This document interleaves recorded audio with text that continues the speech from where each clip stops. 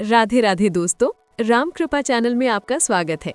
Channel पर नए हो तो चैनल को लाइक शेयर सब्सक्राइब जरूर करें और हाँ, एक प्यारा सा कमेंट कर देना।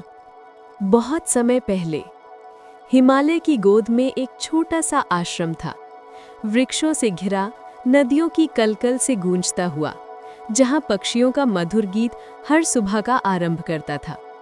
उस आश्रम में एक महान तपस्वी रहते थे, ऋषि आर्यमित्र। वे जितने विद्वान थे उतने ही शांत और करुणामय भी। दूर दूर से लोग उनके पास अपनी समस्याएं लेकर आते। कोई रोग से पीड़ित होता, कोई दुख से, कोई धन की चिंता में तो कोई परिवार के झगड़ों में उलझा होता। हर व्यक्ति एक ही सवाल लेकर आता, गुरुदेव, जीवन इतना कठिन क्यों है? ऋषि मुस्कुराते और हमेशा कहते, कठिन नहीं पुत्र, जीवन तो सरल है, बस मन ने इसे कठिन बना लिया है। पर यह बात लोगों को समझ नहीं आती थी। एक दिन एक युवक आश्रम पहुंचा। नाम था देवदत्त। चेहरा तेजस्वी था, पर आंखों में अजीब सा भय। वो ऋषि के चरणों में गिर पड़ा और बोला, गुरुदेव, मैं हार गया हूँ। जीवन में जितना भी किया सब व्यर्थ गया। नौकरी गई, परिवार मुझसे दूर हो गया, मित्रों ने पीठ फेर ली। मैं समझ नहीं पा रहा क्यों भगवान मेरे साथ ऐसा कर रहे हैं। ऋषि ने शांत स्वर में कहा, पुत्र, बैठो, जल पियो और अपने मन की सारी गांठें खोलो। देवदत्त ने अपनी कहानी सुनाई। वो एक व्यापारी था, मेहनती, बुद्धिमान, पर लालच में फंस गया। जल्दी अमीर बनने की चाह में उसने गलत लोगों के साथ व्यापार किया। परिणाम, धन चला गया, प्रतिष्ठा गिरी और परिवार भी टूट गया। अब क्या करूं गुरुदेव? उसने रोते हुए कहा।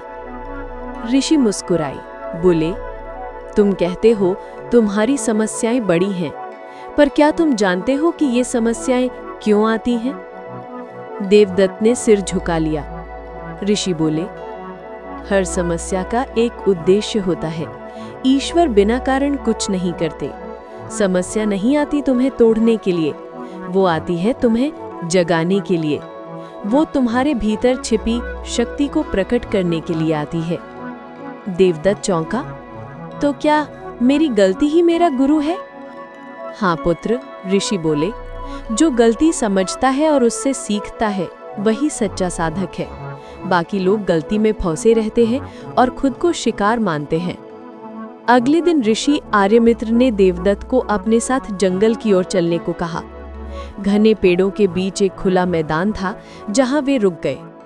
ऋषि ने हाथ में एक बीज लिया और बोले, देखो, ये बीज है, छोटा, नगण्य, पर इसके भीतर एक विशाल वृक्ष छिपा है। अब अगर इसे मिट्टी में बो दो तो पहले ये अंधेरे में जाएगा, दब जाएगा, टूटेगा, पर फिर भी बढ़ेगा। देवदत्त ने पूछा, पर अंधेरे में कैसे बढ़ेगा? ऋषि ने कहा, यही तो रहस्य है पुत्र। हर आत्मा को पहले अंधकार का अनुभव करना पड़ता है ताकि वो प्रकाश की कीमत समझ सके। जैसे ये बीज अंधकार में जाकर अंकुरित होता है, वैसे ही इंसान भी दुख में जाकर विकसित होता है। देवदत्त मौन था। ऋषि आगे बोले, समस्याएं जीवन के बीज हैं। वे तुम्हें भीतर झांकने का अवसर देती हैं। जब तुम कहो कि मेरे जीवन में सब गलत हो गया है, तो समझ लो अब भगवान तुम्हें नई दिशा देना चाहते हैं। फिर उन्होंने कहा, कल सुबह नदी के तट पर आना, तुम्हारा दूसरा पाठ वहीं होगा। सुबह का समय था। सूर्य की किरणें पर्वतों से झांक रही थी। देवदत्त पहुंचा, देखा ऋषि ध्यान में लीन थे। उनके चारों ओर शांति का समुद्र था। थोड़ी देर बाद ऋषि ने आंखें खोली और बोले, देवदत्त, तुम ईश्वर से बात क्यों नहीं करते? देवदत्त ने चौंक कर कहा, मैं उनसे बात कैसे कर सकता हूँ गुरुदेव? मैंने तो उन्हें कभी देखा ही नहीं। ऋषि मुस्कुराए, बोले, देखना जरूरी नहीं, अनुभव करना जरूरी है। जैसे हवा दिखती नहीं पर उसका स्पर्श महसूस होता है, वैसे ही ईश्वर को देखा नहीं जा सकता पर महसूस किया जा सकता है। कैसे? शांति से बैठो, आंखें बंद करो, अब सोचो कि जो कुछ तुम्हारे साथ हुआ वो भी ईश्वर की योजना का हिस्सा था। तुमने खोया बहुत कुछ, पर क्या कुछ सीखा? हाँ, अब समझा कि धन नहीं, मन महत्वपूर्ण है। ऋषि बोले, यही संवाद है पुत्र। ईश्वर तुमसे सीधे नहीं बोलते, वे अनुभवों के माध्यम से सिखाते हैं। जब तुम किसी कठिनाई में होते हो, वो उनका संदेश होता है कि बेटा अब दिशा बदलो। फिर ऋषि ने नदी की ओर इशारा किया। देखो इस नदी को, पत्थरों से टकराती है फिर भी रुकती नहीं। क्यों? देवदत्त बोला, क्योंकि उसका स्वभाव है बहना। ऋषि ने मुस्कुराकर कहा, और तुम्हारा स्वभाव क्या है? देवदत्त ने मौन रहकर सोचा। मेरा स्वभाव भी तो आगे बढ़ना है, पर मैं रुक गया हूं। यही तुम्हारी भूल थी, ऋषि बोले।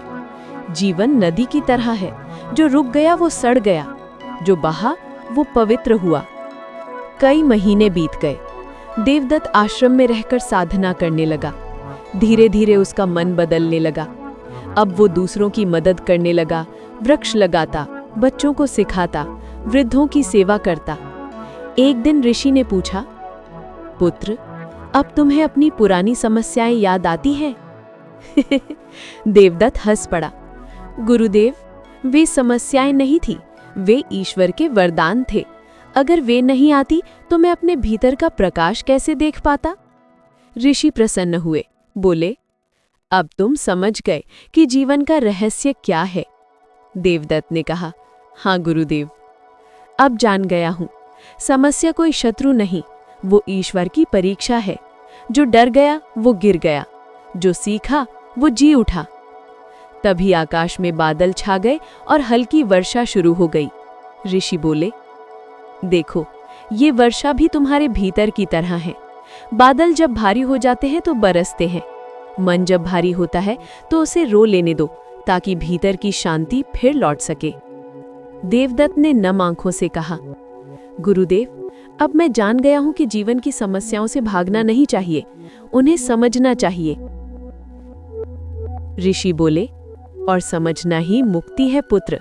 जब तुम यह देख लेते हो कि हर परिस्थिति तुम्हें कुछ सिखाने आई है, तब जीवन स्वयं तुम्हारा गुरु बन जाता है। कई वर्षों बाद देवदत्त स्वयं एक महान योगी बन गया। लोग अब उसके पास आकर वही प्रश्न पूछते थे, स्वामी जी, जीवन की समस्याओं का समाधान कैसे करें?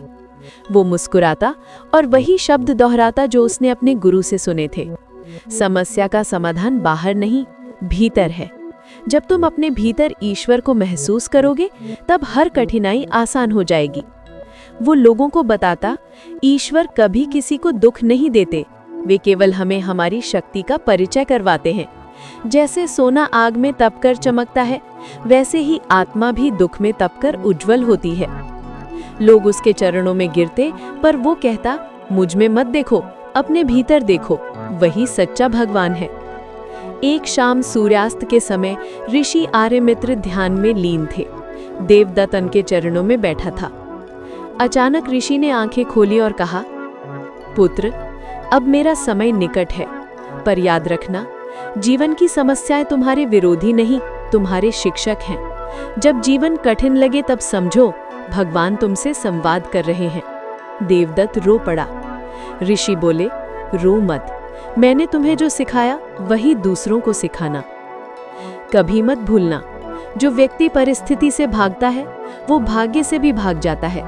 जो परिस्थिति को स्वीकार करता है वो भगवान से मिल जाता है। ऋषि ने मुस्कुराते हुए अपनी आंखें बंद कर ली। हवा में हल्की सुगंध फैल गई, जैसे स्वयं भगवान उस क्षण उपस्थित हों। देवदत्त ने प्रणाम किया और मन ही मन कहा, गुरुदेव, अब मैं जान गया हूँ, समस्या का अंत नहीं, समाधान की शुरुआत मैं स्वयं हूँ। समस्या दुश्मन नहीं, शिक्षक हैं। वे हमें बढ़ने, समझने और आत्मा को जगाने का अवसर देती है। भागो नहीं, समझो। समस्या से भागना अंधकार बढ़ाता है, समझना प्रकाश लाता है। ईश्वर हर अनुभव में है। जब कुछ गलत लगता है तब भी वो हमें सही दिशा दिखा रहे होते हैं। मन को शांत करो, क्योंकि समाधान बाहर नहीं, मन की शांति में छिपा है। जीवन नदी की तरह बहो, रुकने से सड़न आती है, बहने से पवित्रता। वर्षों बाद जब कोई व्यक्ति अपनी पीड़ा लेकर ऋषि देवदत्त के पास आता तो वो हमेशा कहता, जीवन का रहस्य कठिन नहीं है, भगवान कभी तुम्हें तोड़ते नहीं, बस तुम्हें नया रूप देने के लिए झकझोरते हैं। इसलिए जब जीवन में समस्या आए तो मुस्कुराओ और कहो, धन्यवाद भगवान, आप मुझ पर काम कर रहे हैं।